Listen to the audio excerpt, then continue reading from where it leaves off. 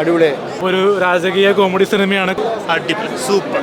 ധ്യാൻ്റെയും നമ്മുടെ മുകേഷിൻ്റെയും കോമ്പിനേഷൻസ് നല്ല രസമുണ്ടായിരുന്നു. ദിവസങ്ങൾക്കുള്ളിൽ ഇതൊരു വമ്പൻ ഹിറ്റായി മാറാൻ പോവുകയാണ്. കൈയടിക്കുന്നത് കാണുമ്പോൾ സന്തോഷമുണ്ട്. എനിക്ക് ഭയങ്കര ഇഷ്ടപ്പെട്ടു. നിങ്ങളൊക്കെ കണ്ടിരുന്നു സിനിമ കാണണം. ഓക്കെ, എനിക്ക് തോന്നുന്നു ഓഡിയൻസിന് എല്ലാവർക്കും ഇഷ്ടപ്പെട്ടു. ബിക്കോസ് അതിൻ്റെ റെസ്പോൺസ് സ്റ്റാർട്ട് ടു എൻഡ് എല്ലാവരും നല്ല എൻഗേജ്ഡ് ആയിരുന്നു. നല്ല കുറേ ക്ലാപ്സും എല്ലാവരും നല്ല സിനിമ ഭയങ്കര എൻഗേജിങ് ആണ്. ഒട്ടും ഒരു ലാഗില്ല. നല്ല കോമഡി, നാച്ചുറലായിട്ടുള്ള കോമഡി ആക്ഷനൊക്കെ ഭയങ്കര നാച്ചുറലായിട്ട് ഇത് ആ കഥയും ഉണ്ട്, അതിൻ്റെ കൂടെ ഉള്ളൊരു നാച്ചുറൽ കോമഡി. എല്ലാവരുടെയും പെർഫോമൻസ് നന്നായിട്ടുണ്ട്. I think camera work, making എല്ലാം ഇറ്റ്സ് വെരി ഗുഡ്. എല്ലാവർക്കും ഇഷ്ടപ്പെടുമെന്ന് തോന്നുന്നു. എല്ലാവരും തീർച്ചയായിട്ടും കാണണം. I love the movie. എല്ലാവർക്കും ഇഷ്ടപ്പെടുമെന്ന് തോന്നുന്നു.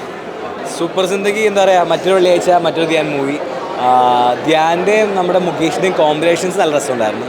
ഇത് കുറച്ച് ഈ പറഞ്ഞ റിയൽ ലൈഫ് ഇവൻറ്റ്സ് നമ്മുടെ നാട്ടിലെ കർണാടകയിൽ പറഞ്ഞ് മറ്റേ നിധി തരാം തട്ടിപ്പ് ആ സ്കീം റിലേറ്റഡ് ആയിട്ട് റിയൽ ലൈഫ് ഇവൻറ്റ് ബേസ് ചെയ്ത് ചെറിയൊരു മൂവി പോലെ എടുത്തിരിക്കുകയാണ്.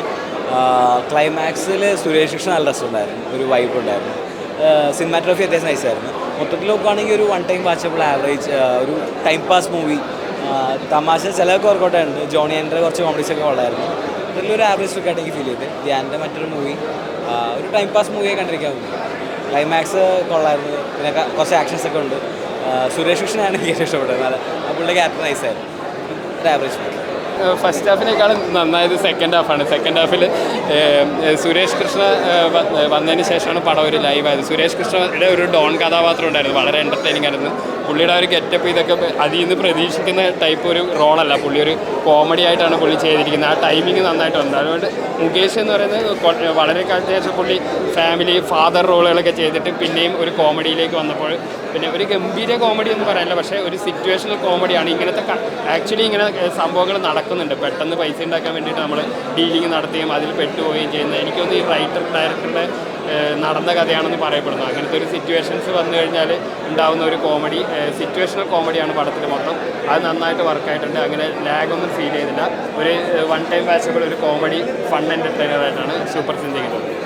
കുറച്ച് ഫൈറ്റും ആക്ഷനും ഒക്കെ ചെയ്യാൻ പറ്റി. ഇതുവരെ ഞാനങ്ങനെ വലിയ രീതിയിൽ ആക്ഷനൊന്നും ചെയ്തിട്ടില്ല. അപ്പോൾ അത് എനിക്കും ഭയങ്കരമായിട്ട് എൻ്റെ ഒരു ഭാഗ്യമാണത്.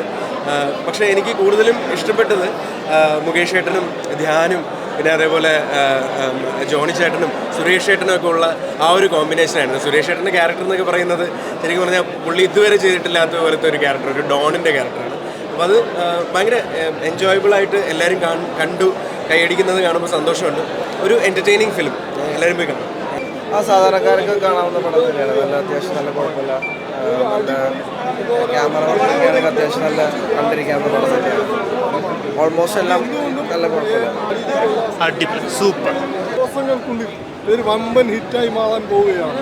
ഇത് മലയാള സിനിമ കണ്ടിട്ടുള്ള ഏറ്റവും വലിയ അപ്പോൾ ഡാൻസ് ജോസൻ്റെ സിനിമ കണ്ടു. ഒരു രാജകീയ കോമഡി സിനിമയാണ്. കോമഡി ഉണ്ട്, മാസമുണ്ട്, ആക്ഷൻ ഉണ്ട്, സെൻറ്റിമെൻറ്റ്സ് ഉണ്ട്. എല്ലാം കൊണ്ട് തന്നെ ഡാൻസ് ജോസൻ്റെ അടുത്ത ഹിറ്റ് എന്ന് തന്നെ പറയാം. ഡാൻസ് ജോസൻ ഏറ്റവും കൂടുതൽ സിനിമയുള്ള നടനാണ്. അപ്പോൾ ഈ സിനിമയും സൂപ്പർ സിന്ധിയും ഓടട്ടെ എന്ന് വർത്തിക്കുന്നു. സൂപ്പർ സിന്ദി പടം ഒരു കോമഡി പടമായിട്ട് എനിക്ക് വൺ ടൈം വാച്ചബിൾ ഒരു കോമഡി പടം അങ്ങനെ തോന്നി. പിന്നെ തുടക്കത്തിൽ കുറച്ച് ലാഗടിച്ചെങ്കിലും ഇതിൽ ജോണി ആൻ്റണിയുടെ എൻട്രിയോടുകൂടി പടത്തിൻ്റെ ലെവൽ അങ്ങോട്ട് മാറണം. പിന്നെ അങ്ങോട്ട് ഫുൾ കോമഡിയിലേക്ക് ചെയ്തോളും. അതേപോലെ തന്നെ പടം ഒരു കോമഡി പടം അങ്ങനെ വേണം പറയാം. പിന്നെ മുകേഷ് അതേപോലെ തന്നെ ധ്യാൻ, ജോണി ആൻ്റണി ഇവരുടെ മൂന്ന് പേരുടെ കോമ്പോ നല്ല രീതിയിൽ വന്നിട്ടുണ്ട്. പിന്നെ സെക്കൻഡ് ഹാഫ് തൊട്ട് ഇതിൽ സുരേഷ് കൃഷ്ണയും കൂടിയും എൻട്രി ചെയ്യാണ്. പുള്ളി ഇതുവരെ ചെയ്യാത്ത ഒരു റോളാണ്. പുള്ളി ഒരു ഡോണിൻ്റെ ഒരു കോമഡി കലർന്ന ഒരു ഡോൺ അങ്ങനത്തെ ഒരു റോളാണ് പുള്ളി ചെയ്തത്. അതൊക്കെ കിഡിലായിട്ട് വന്നിട്ടുണ്ട്.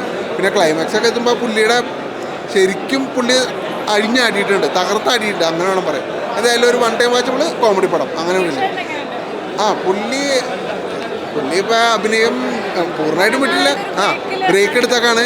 പക്ഷെ എന്നാലും പുള്ളി നല്ല രീതിയിൽ ചെയ്തിട്ടുണ്ട് കേട്ടോ. പക്ഷേ ആ ഒരു പഴയ ഒരു കോമഡി ചെയ്യാൻ നോക്കിയിട്ടുണ്ട്. പക്ഷെ അതൊരു ഏച്ചുകെട്ടിലായിട്ട് എനിക്ക് തോന്നി ചില സ്ഥലത്തൊക്കെ.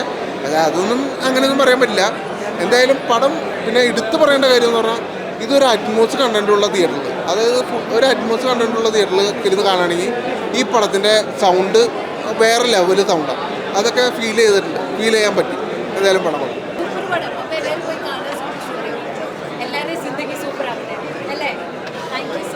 അടിപൊളിയായി. ഒരു വ്യത്യസ്തമായിട്ടുള്ളൊരു ഇതുണ്ട്. കാരണം ഇതുവരെയുള്ള ഒരു പാറ്റേൺ അല്ലാതെ ഒത്തിരി വ്യത്യസ്തമായിട്ടുള്ള രീതിയിൽ ചെയ്തിട്ടുണ്ട്. അടിപൊളിയായിട്ടുണ്ട്. സ്റ്റണ്ടൊക്കെ നല്ലതാണ്. എല്ലാവരും അവരുടെ ഒരു റോൾ നന്നായിട്ട് ചെയ്തിട്ടുണ്ട്. And it's A must watch. Yes of course നന്നായിട്ടുണ്ട്. Yes. രണ്ടും ഇഷ്ടമാണ്. നന്നായിട്ടുണ്ട് എന്തായാലും.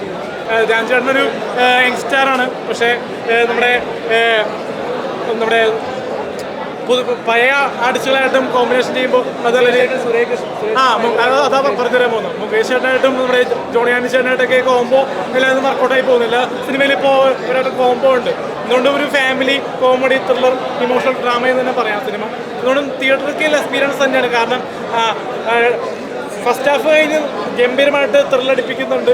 പിന്നെ പ്രേക്ഷകരെ പിടിച്ചിരുത്താൻ നോക്കുന്നുണ്ട്. അതുപോലെ കാണാൻ പറ്റുന്നൊരു ചെറിയ വലിയ സിനിമ എന്ന് തന്നെ പറയാം.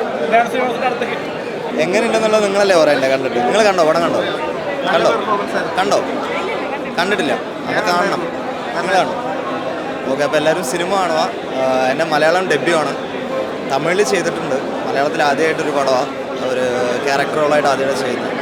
സോ ഒരു നല്ല എക്സ്പീരിയൻസ് ആയിരുന്നു.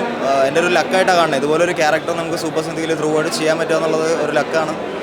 അപ്പോൾ വിൻറ്റേജ് ചേട്ടനും ഇതിൻ്റെ പ്രൊഡക്ഷൻ ടീമും മൊത്തം സൂപ്പർ സിന്ധിക ടീമും വിശ്വസിച്ച് ഏൽപ്പിച്ചൊരു കാര്യമായിരുന്നു. അത് ഭംഗിയായിട്ട് ചെയ്യാൻ പറ്റി എന്നാണ് എൻ്റെ വിശ്വാസം. ബാക്കി എല്ലാവരും പ്രേക്ഷകരെ കണ്ടിട്ട് വേണം.